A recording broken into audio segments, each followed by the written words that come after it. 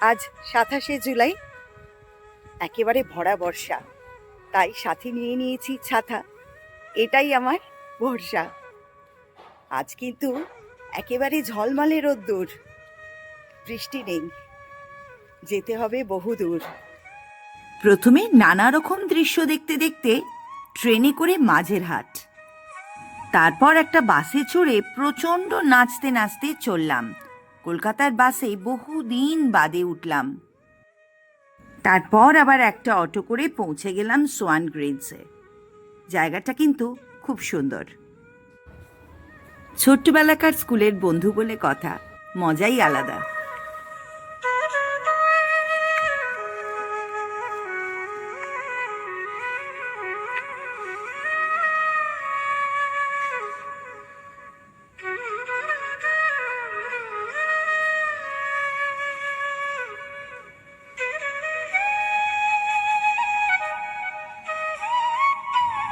পৌঁছানো মাত্রই দেখি আড্ডা একেবারে জমে উঠেছে।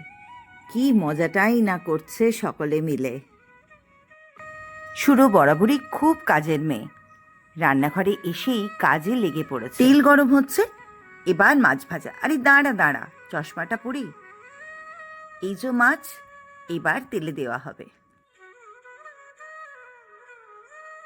এদিকে আবার গল্পের আসর জমে উঠেছে। আড্ডা ভালোই চলছে। কেউ আবার দোল খেতে ব্যস্ত। তারপরেই কিন্তু ফটো সেশন। সবার সাথে একটা করে ফটো না নিলেই নয়।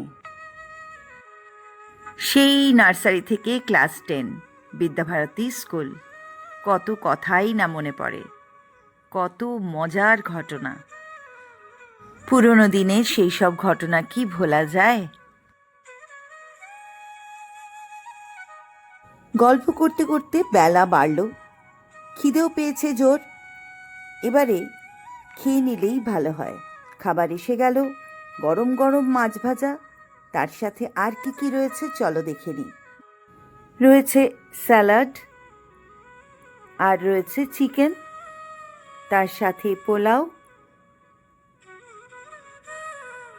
রয়েছে ডিমের কারি। উফ, যা টেস্ট হয়েছে না।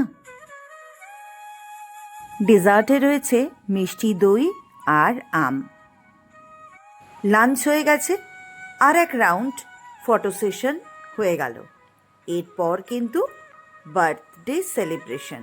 আমাদের বার্থডে গার্ল কোথায় গেল? না, সত্যি বার্থডে গার্লকে কিন্তু খুঁজে পাওয়া যাচ্ছে না। আমরা সবাই ছবি তুলছি, কিন্তু ও ভারী ব্যস্ত আজকে। এই দেখো, বার্থডে কেক এসে গেছে, আর তার সাথে আমাদের বন্ধু পামেলা। জন্মদিনের অনেক শুভেচ্ছা, অনেক ভালোবাসা রইল। আগামী দিনগুলো খুব ভালো কাটুক।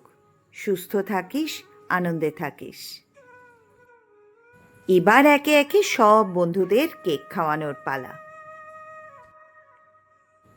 দিনটা কিন্তু আমাদের খুব ভালো কাটলো। জমিয়ে গল্প হলো, অনেক হাসলাম। অনেক দিন পর বন্ধুদের সাথে অনেক গল্প করে কাটালাম। এবার বাড়ি ফেরার পালা। পামেলার জন্মদিনে অনেক শুভেচ্ছা আর ভালোবাসা রইল। আমার সব বন্ধুরা খুব ভালো থেকো।